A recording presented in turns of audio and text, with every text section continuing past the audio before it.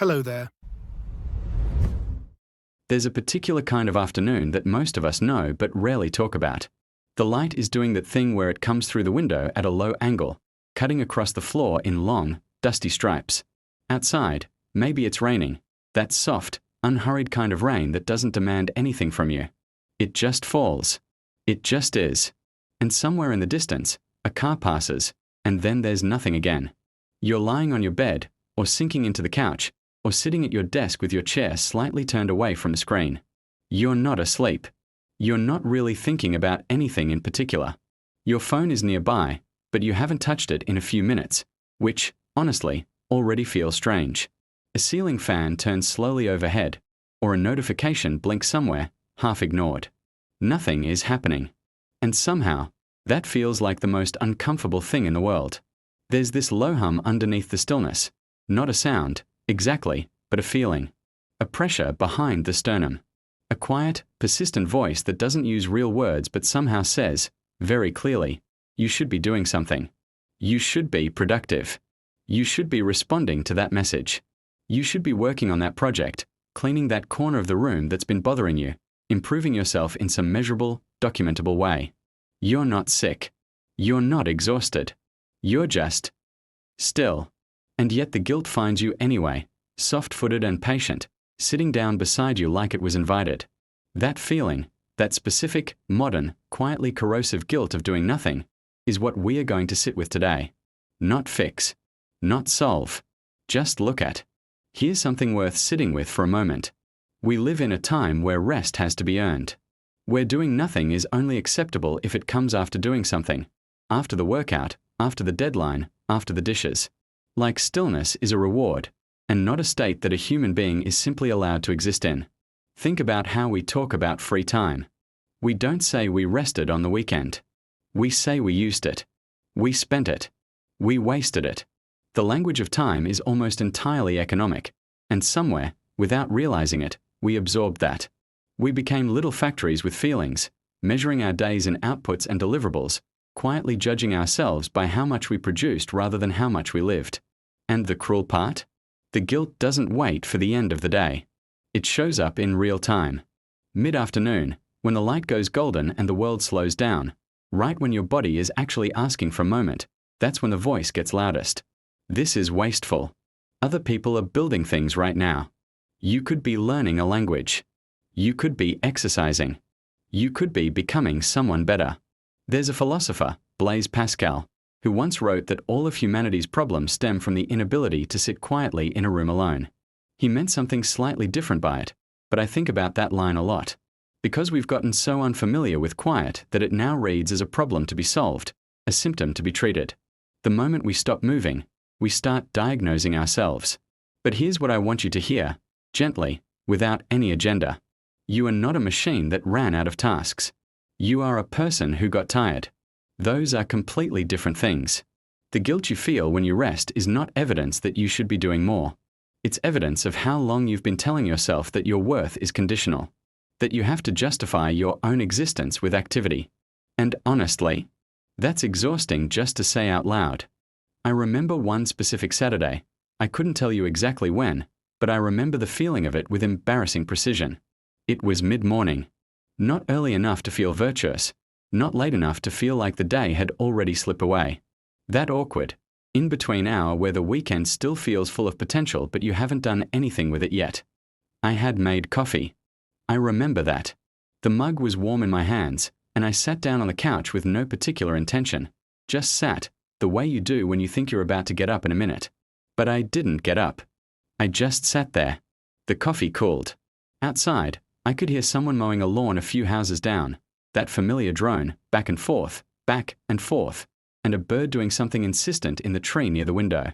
The light moved slowly across the wall the way it does when you're actually paying attention to it.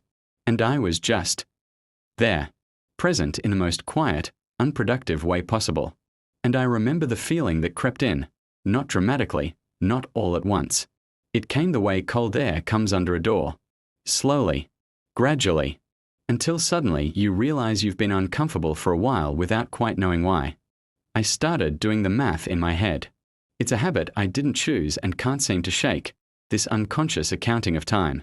I've been sitting here for 20 minutes. What did I do yesterday that I still need to follow up on? There's that thing I've been meaning to write. There's the friend I haven't called back. There's the version of myself I keep meaning to become, waiting somewhere impatiently. I looked at my hands around the mug. They weren't doing anything. And somehow that felt like evidence of something. A confession. A small, quiet failure. I didn't end up having a breakthrough that morning. I didn't suddenly make peace with stillness and float into a zen-like acceptance of the present moment. What actually happened was much more ordinary. I finished the coffee, eventually stood up, and carried the guilt with me into the rest of the day like a stone in a coat pocket. Small enough to ignore. Heavy enough to notice. I think about that Saturday sometimes. Not with regret, exactly. More with a kind of tenderness, for the person sitting there on the couch, holding a cooling cup of coffee, genuinely believing that stillness was something she needed to apologize for. At some point, and I couldn't tell you exactly when this happened, I started wondering where I had actually learned that stillness was dangerous. Because nobody sat me down and taught me that. There was no lesson, no moment where someone looked me in the eye and said your value is measured by your output. And yet somehow I knew it. Had known it for years.